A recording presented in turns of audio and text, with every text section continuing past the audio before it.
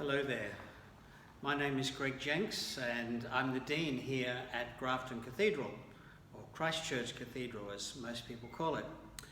And this is the first of 6 or 7 short videos which we're going to use as part of the preparation for children between about 7 and 12 as they prepare to go to be received into communion.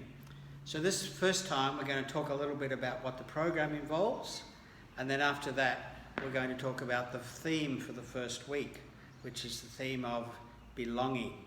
So firstly, as you can see, this is, and you probably have one of these already, this is the workbook that we use throughout the program.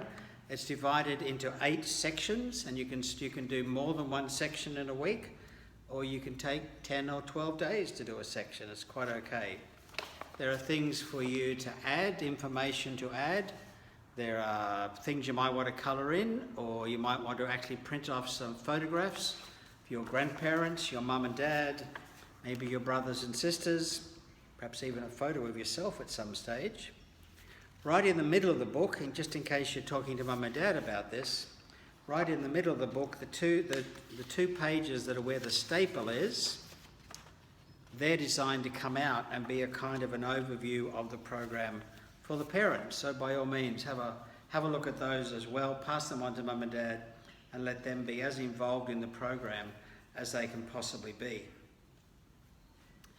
In this first week, the theme is very much about belonging to the people of God, being a child of God, belonging to our family, being a child within our family, and being a member of our community, whether that's the local community here in your neighbourhood, or whether it's a school community or some other community. It might be a choir, it might be a sporting team, some other group that's a little bit special for you and you belong to it, and you know how you came to belong and why you wanted to be a part of it and what it means for you to be a part of it.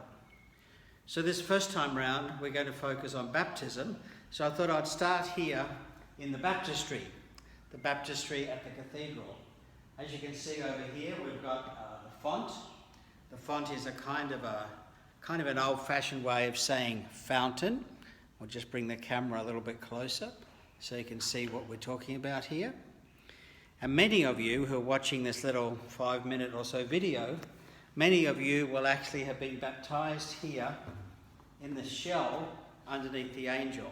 There's lots and lots and lots of people from around Grafton have been baptized in this chapel, which is just by the door of the cathedral. So it symbolises that this is how we come into the church, not just the building, but into the family of the church. So we've got the place where the water's going to be. We've got an angel, which I've never seen in any other church, but an angel reminding us, I guess, that God's protection is with us. Just a little bit over to the side, there's a large and beautifully decorated candle, which we call the Easter candle or the Paschal candle. And we always light that candle when we're doing a baptism. We also light the candle particularly at Easter time. And when the candle is burning, the light reminds us that Jesus' life will never, ever be extinguished, because God has made sure of that. So we're here in the baptism, in the baptistry. We've got the font, we've got the Paschal candle, and something that's very special and is unique to our cathedral, there's this beautiful piece of Indigenous art on the back wall of the baptistry.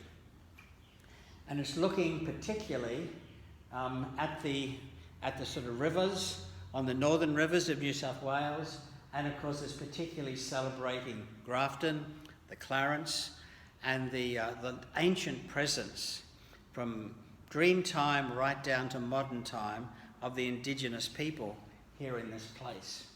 So for us in Grafton, of course, baptism, the symbolism of water that gives us life, water that we can't survive without, as we know, when there's a drought. For us, that's also symbolised by the big river, the Clarence River, that flows through. Now some of you, perhaps quite a few of you who are doing this program, the Going to the Supper of the Lord program, a number of you will have been baptised right here in this chapel at this font. Water will have been poured out, maybe splashed everywhere. You will have been baptised with water, and you would have had some holy oil placed on your forehead, and your parents in particular and your godparents will have been praying for you as you begin your journey, as you continue in the life to which God has called us as his people. So 2 bits of homework you might want to think about. One would be to go and dig out whatever memorabilia your family has from your baptism. Somewhere tucked away in a special place, there'll be your baptism card. There might be a candle that the priest gave you when you were baptised. There'll probably be some photographs. There might be a special piece of clothing that you wore for the day, a christening gown or a baptism robe. And these days, there's every chance there's also going to be some video. So you might like to, if you can find any of those things, you might like to sit down with your parents, maybe other members of your family, and actually kind of go back and revisit the memories and the videos and so on from the time when you were baptised. Some of you will be baptised during this program, so we'll be baptising you here in this chapel before the Sunday when you're admitted to Holy Communion.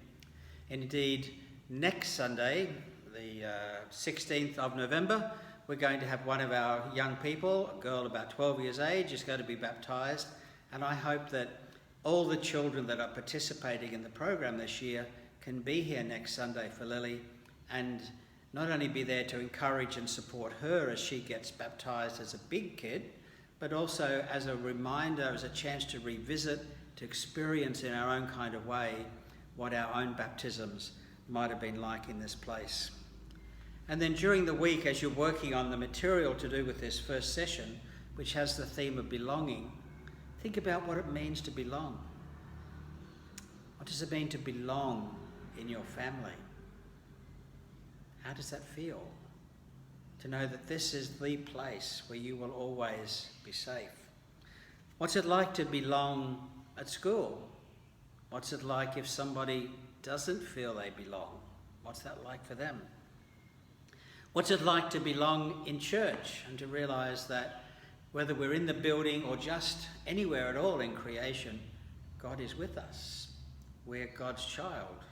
God is connected with us, and we can never break that connection no matter what we do, no matter how far we go. And what does it mean to be an Australian? What does it mean to belong to our country, to be part of our nation? The other thing I want to encourage you to do, of course, is to drop into the cathedral from time to time, not just on Sundays. Of course, we're open on Sundays and we want everybody to come. But the cathedral is also open during the week. And we encourage people just to pop in, sit quietly, light a little prayer candle. Perhaps if they've been baptised here in this chapel, come and stand in the chapel and try to imagine themselves as a tiny little baby being held by the priest and the water scooped over their forehead.